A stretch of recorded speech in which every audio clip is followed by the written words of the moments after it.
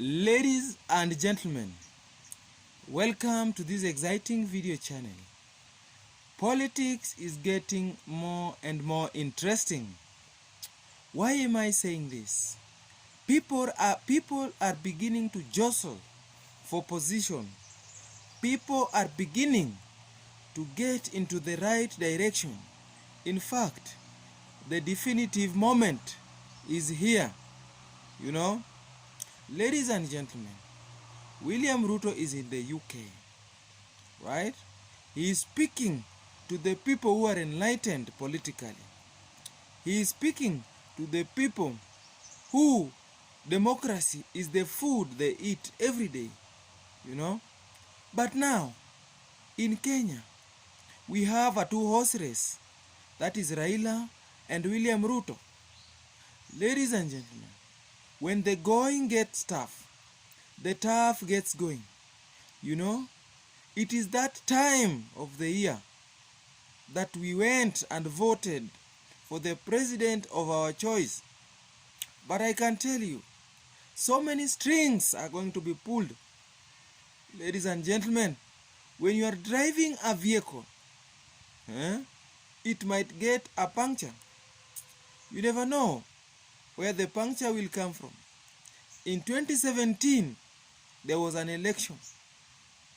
People woke up in the morning. They voted.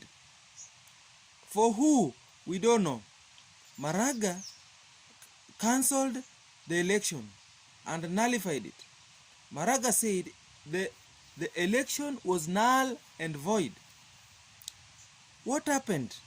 There was rigging, right? Somebody was sworn in. Another one was sworn in as the people's president. Ladies and gentlemen, what has changed? Is it the IBC? The judiciary? Maybe. Is it the police? It has not changed. Kenyan election is very tricky. It is not open. If you are expecting a fair election in this country, I am very sorry. The only hope that we have for Kenyans is Kenyans love to go to do their activities every day and they don't like interruption. That is why even after election, even after squabbles, people still go back to their normal activities and work, unlike other countries. Ladies and gentlemen, election in Kenya is decided in boardrooms. Maybe this time round, we will have free and fair election.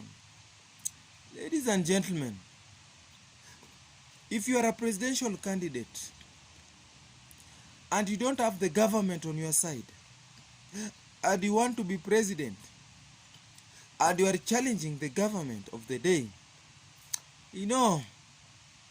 anything can happen. Musando died. Most people have died along the way. It doesn't matter who. What matters is it you who is next? Who is going to die? Are you the sacrificial lamb for these elections? Ladies and gentlemen, how much can we lose in terms of election? How much? Ladies and gentlemen, I want to ask you a question. If you believe in a fair election in this country, if you believe that IBC is capable to give us verifiable election, ladies and gentlemen, this is Kenya. We have the deep state, we have the police, we have the politicians, we have the government. Which side are you? Which side is going to win? Which side hold the heaviest weight? That is what is going to decide this election. Ladies and gentlemen, William Ruto is crying foul. William Ruto is complaining, breathing. You see, I know people are going to wake up and vote, but along the way, the vehicle might have a puncture. Along the way, the people's will might be subverted. But I don't know. You see, I am not God. I am not Jesus. I am not an angel to decide for you. I am not here to tell you where to put your vote. The only thing I am telling you is that when you are not in government, you are nowhere. When you are not in government, there is nothing for you. This country, the president decides so many things on behalf of the people of this country. So what do? You align yourself with the government, because if education has to work in this country, we must support the national government. The county governments must work in tandem with the national government. See? So, ladies and gentlemen, where is the hope for this country? The hope for this country is in the right presidential candidate, right? Between Raila and Ruto, who is the right presidential candidate for this country? Ladies and gentlemen, take your time. Look at the manifestos. Look at the track records of these two gentlemen and decide who carries the hope of this country in their hand. Ladies and gentlemen, life is like an egg. You carry it in your hands. You either throw it away or hold it dearly so that you reach your destination. This country needs a lot in terms of development. This country needs a lot in terms of economic empowerment and improvement. The youths are jobless. The youths are jobless. The rich are becoming richer. The poor are becoming more poor. Ladies and gentlemen, people can no longer put food on their table. People live in this country. They decide whether they will take breakfast, lunch or supper, because having lunch or maybe breakfast is as luxurious as driving a Mercedes Benz. Ladies and gentlemen, we don't need a country like that.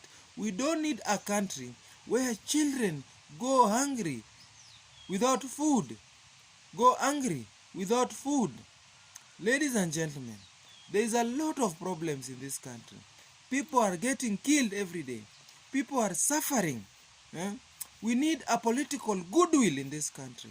Ladies and gentlemen, we don't need rhetorics. We don't need slogans. Ladies and gentlemen, the problem in this country does not need slogans.